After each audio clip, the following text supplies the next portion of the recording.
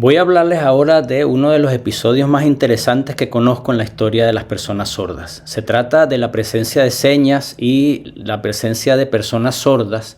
en las cortes del Imperio Otomano entre los siglos XV y XX.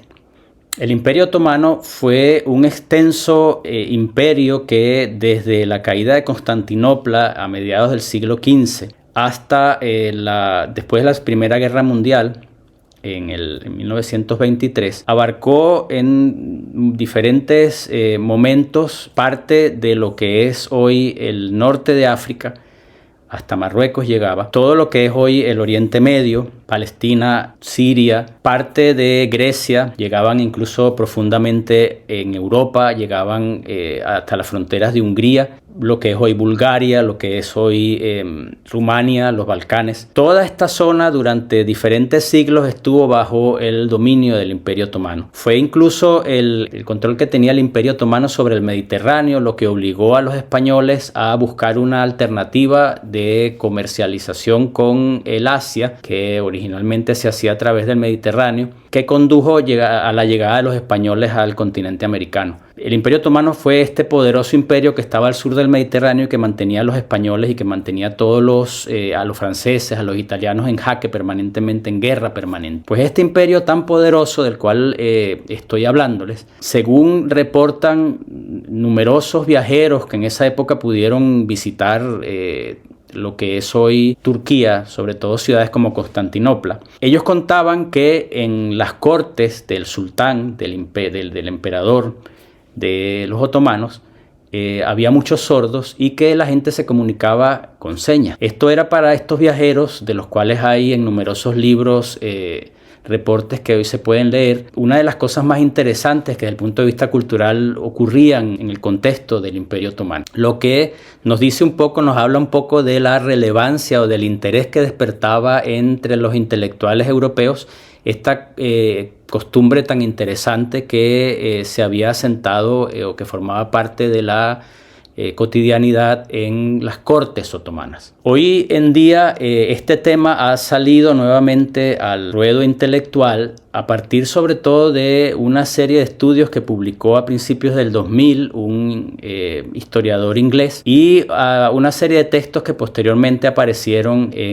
también en inglés en Turquía. Estos textos retoman a través del estudio de fuentes de los siglos XV, XVI, fuentes tanto turcas como europeas, el tema de que por alguna razón la familia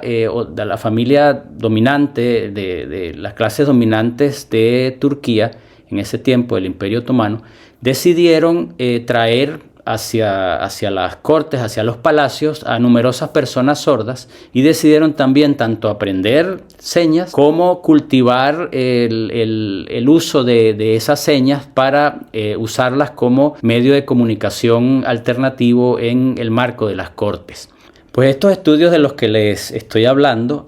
mencionan que había en las cortes muchos dilsis. Dilsis es la palabra turca para el que no tiene lengua y que estas personas usaban la isharet dili, que puede traducirse como la lengua de señas. Había muchos dilsis en las cortes y no solamente ellos utilizaban las señas, sino que también las personas oyentes, el sultán mismo y su familia y sus más allegados preferían en la comunicación cotidiana conversar en señas a hablar. Aun cuando los reportes indican que esta costumbre ya estaba presente o estas palabras aparecen también mencionando esta costumbre ya desde el siglo XV, ya después de la caída de Constantinopla, parece ser que hay un acento en el periodo del reinado del sultán Suleimán el Magnífico, que gobernó el Imperio Otomano entre 1520 y 1566. En este largo periodo, Soleimán, que fue el más poderoso de todos los sultanes del Imperio Otomano, en un momento en el que España también, del otro lado del Mediterráneo, estaba alcanzando el mayor apogeo de su poder. En ese momento se cuenta que Soleimán tenía particular interés en utilizar la Isharet Dili y traer sordos a las cortes. Hay algunas interpretaciones cuyo trasfondo histórico o cuya realidad histórica es difícil de comprobar en ausencia de algunos de documentos concretos, pero se cuenta que Solimán estuvo en algún momento observando a unos jardineros sordos que estaban en su jardín y que se comunicaban en señas, y él, muy interesado en ese tipo de comunicación, los llamó, trató de aprender las señas que ellos sabían, y una vez que empezaron entre sí a poder comunicarse, decidió por su parte atraer a otras personas sordas a los palacios para que cultivaran este sistema, para que lo aprendieran y lo siguieran desarrollando. Y una de las cosas que se cuenta también de Solimán es que él tenía, por ejemplo, a su cargo no solamente estos jardineros, sino que más adelante tenía también guardaespaldas que eran dilsis, que no escuchaban, que no oían, que eran sordos. Y no solamente esto, sino que también se cuenta que había mujeres sordas que trabajaban en el harén, aprendices sordos o personas sordas también a cargo de oficios como la cocina, como la administración de justicia. Se cuenta, por ejemplo, que había verdugos sordos que andaban con un alfanje, llevaban consigo una espada, y que administraban de acuerdo con señas, con indicaciones del sultán, justicia. Ahí incluso hay un relato que está documentado históricamente, según el cual el Solimán ordenó la muerte de uno de sus hijos en algún momento, que se rebeló, que inició una rebelión contra él, y el ajusticiamiento fue realizado no solamente por un sordo, sino por un grupo numeroso de sordos que recibieron estas órdenes de Solimán. Esta interesante costumbre también se cuenta en el mismo contexto de estos hechos que no es posible comprobar todavía en ausencia de documentos. La razón por la cual se impone o se trae a las personas sordas y a la Isharet Dili, a esta lengua de señas, a los palacios, es porque en el seno de las familias del sultán existía un tabú según el cual no era conveniente o no era aceptado que personas de una jerarquía inferior a la de la familia del sultán escucharan su voz. Pues por supuesto, una lengua de señas era en este sentido una solución perfecta. Una de las cosas que nos resulta también muy interesante saber al respecto es que la Isharet Dili no solamente se utilizaba para la comunicación inmediata para en el palacio, en la corte, cuando estaba el sultán o sus allegados en lo cotidiano, en la vida diaria, sino que también, por ejemplo, había escuelas donde se aprendía y se enseñaba la Isharet Dili, y había también escuelas o lugares en los cuales se discutía de ciencia. Recordemos que en el mundo musulmán en este periodo había importantes academias, importantes tradiciones científicas, pero también la religión, el Islam. El Corán se hablaba, se discutía, se conversaba sobre las tradiciones religiosas en Isharet Dili, lo cual es muy, muy significativo, pensando en que el valor que le dan siempre los musulmanes a los textos sagrados limita de alguna manera el usar cualquier lengua para hablar de ellos. Lo que habla de la relevancia, de la posibilidad que se tenía en este momento de utilizar la Isharet Dili para este tipo de discusiones teológicas. Los estudios que he leído parecen indicar que a partir del siglo XVII empieza a decaer el número de menciones que se hacía en los documentos acerca de los sordos y de la lengua de señas, lo que parece indicar que el apogeo de este tipo de tradición ya decae hacia 1700. Sin embargo, es interesante también mencionar que un viajero inglés En el siglo XX, poco antes de la caída del Imperio Otomano y del surgimiento de la República, visitó Estambul y visitó diferentes oficinas públicas. Y él menciona que había secretarios sordos, es decir, que había una tradición en el sistema estatal otomano, todavía en los ministerios, de darle puestos de secretarios, de administradores a personas sordas. Lo que quiere decir que si este reporte